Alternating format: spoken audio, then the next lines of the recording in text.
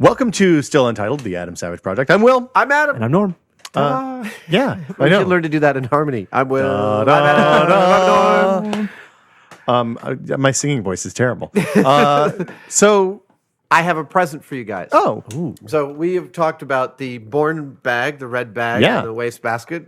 I think it's one of our highest people liked viewed it. videos that went all over the place. People liked it a lot. My friend Indy Magnoli out of Australia, who is a fantastic replica maker and actually has a website, Magnoli Clothiers. He sells replica props and costume stuff.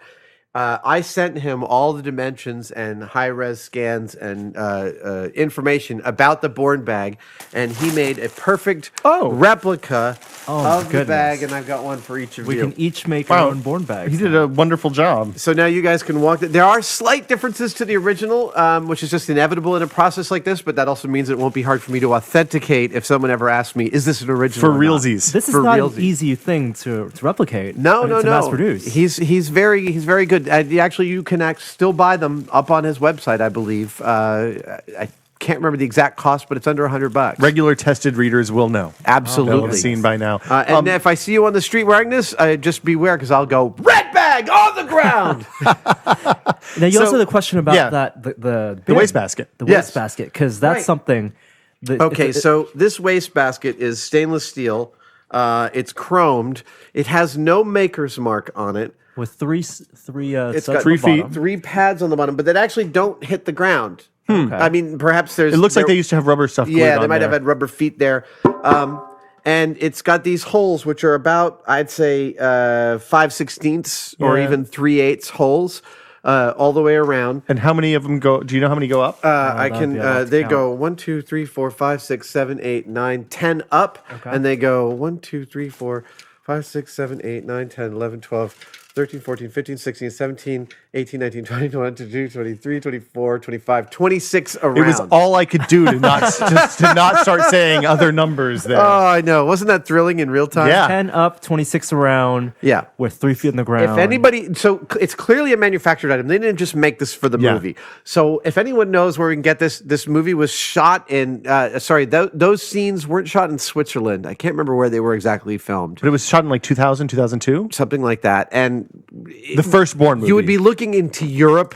You'd be looking to European housewares around the time the Bourne Identity was made. This is probably something someone sent a prop maker out to just go get something. Right, they went like to the this. German equivalent of Bed Bath and Beyond and Exactly. came back with a weird German trash can. Precisely. yeah. I've never been able to find this one, but if anyone found this and we're able to get a couple, I'd be very much obliged. That would be awesome. Yeah. Cool. Well, thank you so much, Adam. Of course. And, continuing our tradition of perfect segues, let's talk about vacations. Yes. So we've talked a little bit about traveling before, but kind of traveling for work.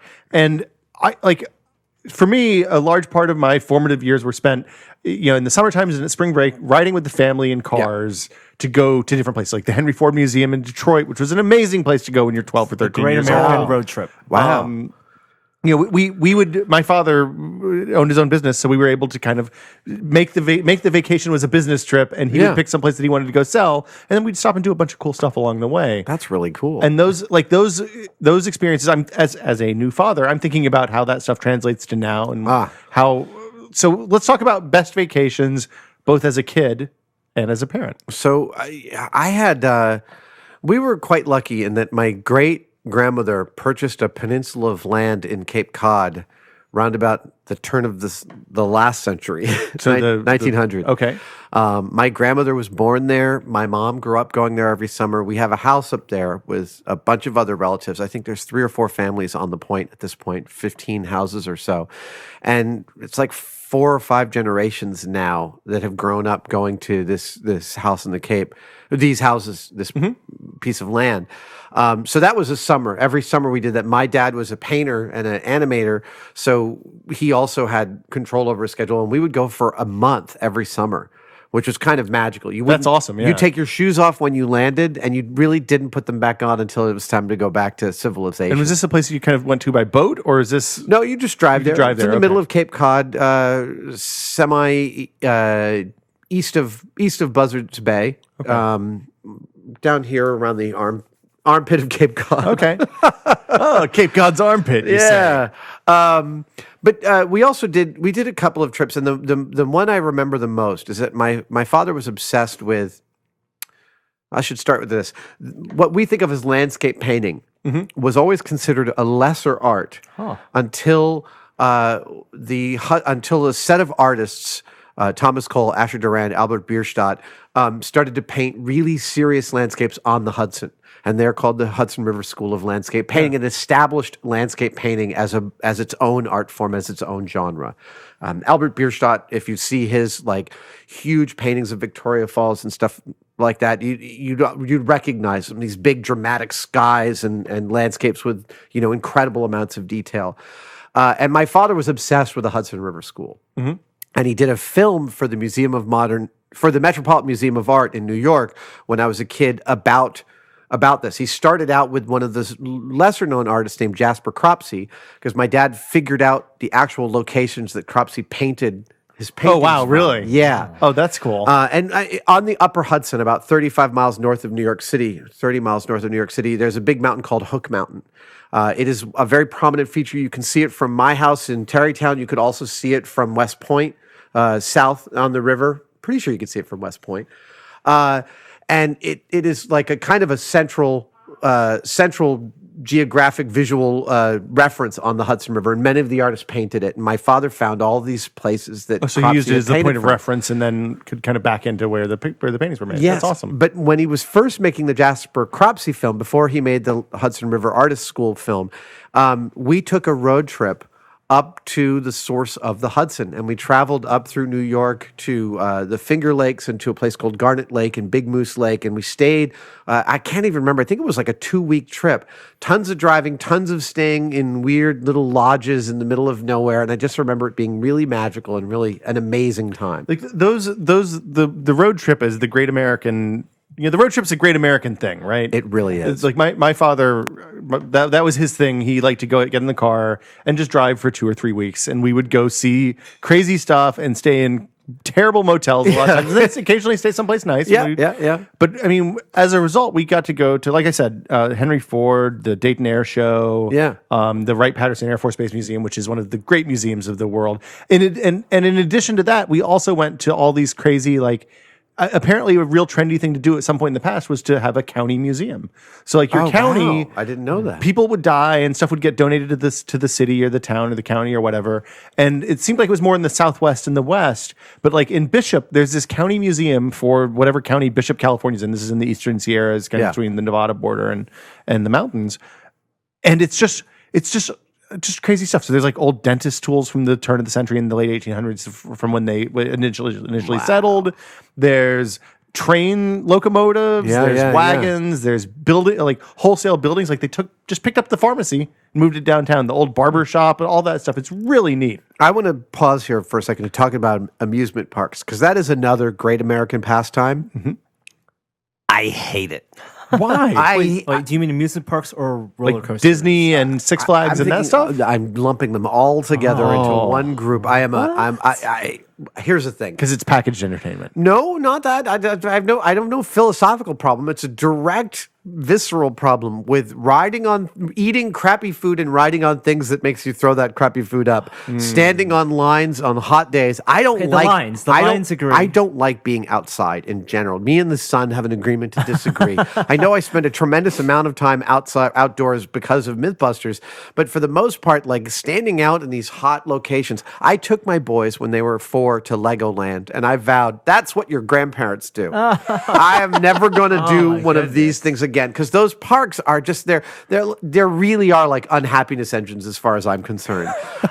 You walk into this park and there might be 5 great rides, but your kids are like, we want to go on the first one we see, and they're like freak out. You stand online for an hour and a half. The thing lasts for 4 minutes, and they're like, we want to go on the next thing. Well, it's one of those They things. do turn kids into little monsters. Yeah. I see no point point. I recognize that people love them, and that's great for them. It's just not for me. Well, it's one of those things that a premium experience would go a long way. If I could pay a whole lot extra money and be there on a day that they let a 16th of the people in, Well, so I just walk right onto the rides. I'll tell you, I'd be down for that. Early on in MythBusters, we went and were present at Disney World for the opening of Mission Space, which was really quite special. I got to be at a party with like 300 people where Sugar Ray opened for the B-52s. Like it was a surreal night. I got really drunk with Marsha Brady. It was a crazy. Real Marsha Brady or Marsha? No, Maureen Okay. McCormick. Okay, It was that's fantastic. That is I'm not sure she surreal. got drunk. I got very drunk. Okay. And I don't mean to cast any aspersions. She was there with her family. It was all Yeah, no, wholesome. it was- but yeah. boy, did I get drunk. So when we went to Disney World that time, we were VIPs, and they would walk us around and go, "Do you want to ride on something?" And you'd point, and they would walk you over Yeah. and put you right on there. And then we'd That's gotta finish, be and Jamie would amazing. go, "Can we do that again?" And they go, "Sure." And we go right back Now, on. there were people already in line. Yes, there were. Oh yeah, no, it was the serious. You're throwing MythBusters weight around. It was. Look, that is a fine way to go to an amusement park. Did Jamie wear a beret with the ears? I'm not even going to grace that with an answer. We did a road trip a couple of years ago. I guess, yeah, a couple of years ago with my boys. Actually, we did a drive up the West Coast from San Francisco all the way to Whistler, BC, and back. Oh again. wow. Now, did you take the scenic route or did you take the fast route? We took 101. That's the scenic route. That's the scenery. We took 101 all the way up. We took 101 from here to Eureka, which I believe is. I'm not going to cast aspersions on Eureka. We didn't enjoy our time there. There's a really nice Italian restaurant. We stayed at this murder hotel that was. Oh, you gotta always stay at the Best with Western. a deathbed. No, and Always stay I'll at the tell Best you, Western. my family has discovered the best Western. the Whistler one. Best Western is the one in Pismo Beach. Drive down there. It's like 2.5 hours from here. It's right on the coast. You have this beautiful view of the Pacific Ocean with a pool right there. The Best Western in Pismo Beach, one of my favorite hotels anywhere. It's really reasonably priced. But we went to Eureka, then Portland, then Seattle. We knew people in each of those places. We stayed a couple of days to go to Pal's Books and eat well in Portland. Good places to eat and shop in Seattle. Went to Voodoo Donuts, where my son bought a donut the size of his head and finished it. Le Pichet, fantastic Yes. French place in Seattle. Le Pigeon in Portland. yeah. And then up to Vancouver, where we ate. Everything was about where we ate. My family now, when we travel, we see, what city are we going to? Has Tony Bourdain been there? Let's go eat there. So we went to Japadog in Vancouver. Okay. And then went up to Whistler, where we did some mountain biking. We did some zip lining and drove all the way back. We did 2,400 miles in 12 days. Oh, that's a With good the dogs. rate. So you took your time, yeah. We took our time. We improvised. At some time, we were like, we want to stay another day in Portland because riding bicycles today was so fun. And you can do that type of road trip now and improvise with your cell phone, your smartphone on the Yes. fly, which is the best. Yeah. And it puts the whoever's in the back seat, or you give them responsibility. you My agency. kids did a lot of that problem solving while we were driving. It That's was great fantastic. to involve them in that. I'll tell you, Portland is one of the great bicycling cities in the world right now. We were staying at my favorite hotel, the Kimpton Monaco in, It's fantastic. in Portland. Yeah. and it's dog friendly too. it's dog Wait, friendly. I stayed. Yes. Yeah, It's not called the decor Monaco. is all It's- Beetlejuice. But yeah, it's the, yes. Yes. Yeah. Do you think I think the dog rooms it's kind of, I don't know if the dog rooms are as nice as the normal human being rooms. Having stayed in both, I think they're just fine. Okay. We had they really do it up with the dogs too. Like when you stay and you walk in after you've checked in, there's like, we welcome Huxley and Maggie, Yeah. and like names of your dogs up on the bulletin And when board. you take Chloe, when we took Chloe out, then they're like, oh, if you guys want to go do something, we'd be happy to watch her. I was like, you have no idea what a little monster you're inviting Well, and into your then they front desk they area. put treats and a dog bowl and a dog bed in the room. So that was a fantastic trip. We wanted to get in a good road trip. I guess we did this last summer. No, I think it was summer. it was the summer we knew before you. last. Yeah. Because we really wanted to do it before. We were thinking we had a limited amount of time before our kids turned into teenage jerks. Luckily, they're teenagers now and they're great. But, we were thinking, until they were like, oh, just leave me alone. We were waiting for that ball to drop. So the road trip.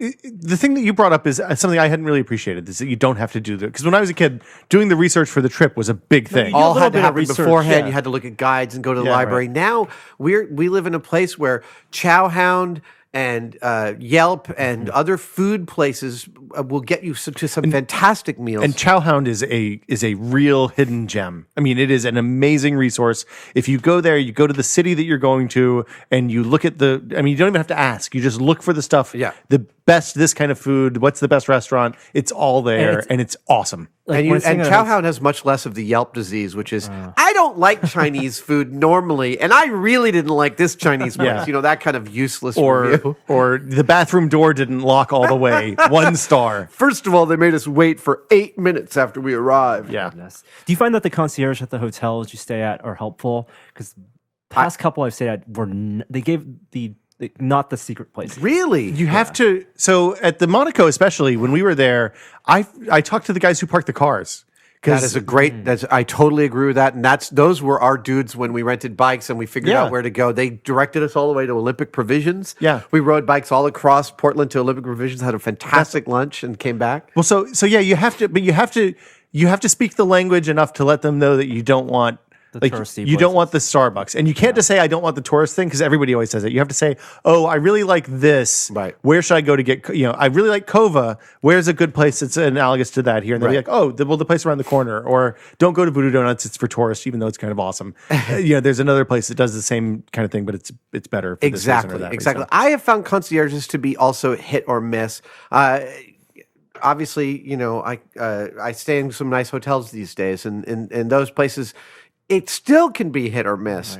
Right. It is. You're totally right to ask the off the beaten track guys like the valets. Yeah, the valets and the bellmen. The concierges have to play it safe. Is the thing, I think, because the concierge, if you recommend something bad near a concierge, you're going to be in trouble. If you maybe recommend something challenging, you might be in trouble. Yeah. But the valets don't give a shit because they're like, hey, what's up? But again, the smartphone, it can't be overstated how many gems you can find. And I swear, you absolutely, and I'll state this unequivocally, cannot go wrong eating anywhere that Tony Bourdain has gone. Yeah.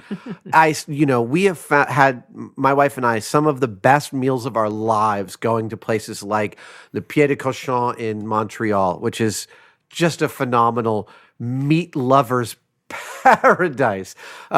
Eating the Beau Somme at Momofuku in New York, that was the first time I heard of David Chang was from Bourdain. Man. So how do you? Is there a list of David Chang approved restaurants someplace? You mean Tony Bourdain? Oh, sorry, no, Tony Bourdain. Yeah. Go to YouTube. Okay. Go to YouTube and search Bourdain Seattle. Yeah. And that's it. That's my wife's technique, and it has never steered us wrong, man. Excellent. Yeah. What about? I guess that's it. I guess we covered the whole thing. It's funny. So I will tell you about vacationing also without the children. Yeah. Is that my wife and I both like to go places and eat. So mornings is usually spent sleeping in, then figuring out where to have lunch, then coming back and napping, and then figuring out where to have dinner. And that's the whole vacation. And that to me is a great vacation. That's what we do your now, vacation too. based on how many meals you have. Yes, like absolutely. I know I'm going to eat 3 meals a day, maybe have time for a snack. I'll tell you, when we were in London, we ate at this place called Trinity, which was fantastic. And later on, when we ate at one of Gordon Ramsay's restaurants, we got respect from the staff because we'd been to Trinity. There's clearly these guys are interested in food if they went all the way to Clapham for a meal. It's travel to me is all about that kind of the relaxing and the eating well. More lately, my wife and I are inclined to do staycations. Actually, we like just vegging and completely not doing anything. Yeah, but that's because things are really busy right now. You go through a lot of books. Yeah, you watch a lot of TV and movies. Nothing wrong with that. No, nothing wrong with that at all. Any place you've ever you've not been that you wanted to go? I'm sure there's a big so list. many. I'll tell you. My exposure to international places is still somewhat limited. I've been to London and Paris a bunch of times each. I've been to the Netherlands a couple times. I got to go to South Africa for Mythbusters. I spent a couple weeks in Tokyo a million years ago. I'd love to go to Tokyo. One of my dreams is actually to travel the Spice Road or the Silk Road. I've always been fascinated by Istanbul. I've always wanted to go as being one of the most important cities in the world for 2 millennia, or the better part of 2 millennia.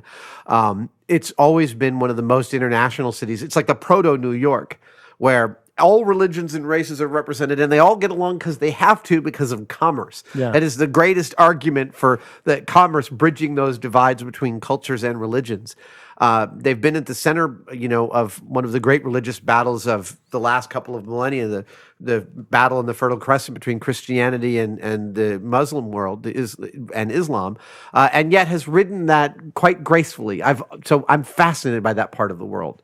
I would love to travel around the Mediterranean more, and it's something I plan to do when I'm older. Have you ever been tempted to go recreate like the Raiders of the Lost Ark trip, or the traveling? I know some guys that do a lot of film location travel, and it's very.